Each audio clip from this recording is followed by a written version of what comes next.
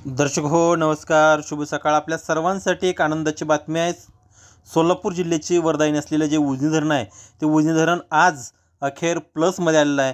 काल 2 दिवस झालं जो उजनी पाणलोट क्षेत्रामध्ये जो पाऊस पडतो आहे त्यामुळं उजनी धरणात जी आवक येते ती आवक मोठ्या प्रमाणात वाढली आहे आणि आज अखेर सकाळी 9 वाजता उजनी धरण हे प्लसमध्ये आले. दौंडचा जो विसर्ग आहे तो दौंडचा विसर्ग हा सकाळी 6 पेक्षा वाढला आहे.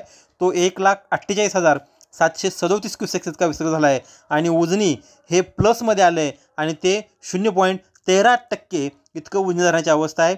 गेल्या अनेक दिवसापासून जो उजनी धरणामध्ये विसर्ग येतो आहे त्या विसर्गाची अखेर प्लसमध्ये वाटचाल सुरू झाली आहे. उजनी धरण कधी नव्हे तर ह्या वर्षी -60% इतक्या निचांकी खालच्या पातळीवरती गेलं होतं. परंतु जूनमधला झालेला समाधानकारक पाऊस आणि जुलैमधला झालेला पाऊस यामुळं उजनी धरण अखेर प्लसमध्ये आलं आहे.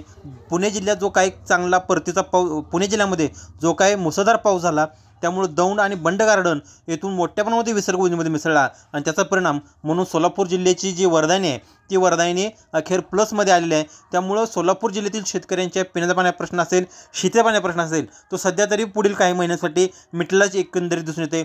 आणखीन पावसाळा 2 महिने आहे, परतीचा पाऊस जोरात पडू शकतो. त्यामुळे उजनी धरण यावर्षी नक्की 100% भरणार असा पंजाब डक हवामानशास्त्र जे आहेत अभ्यासक त्यांचा अंदाज होता. त्यामुळं त्यांचा जो काय अंदाज आहे त्या अंदाजानुसार जर बघितलं तर उजनी धरण हे ह्यावर्षी नक्की भरणार आहे.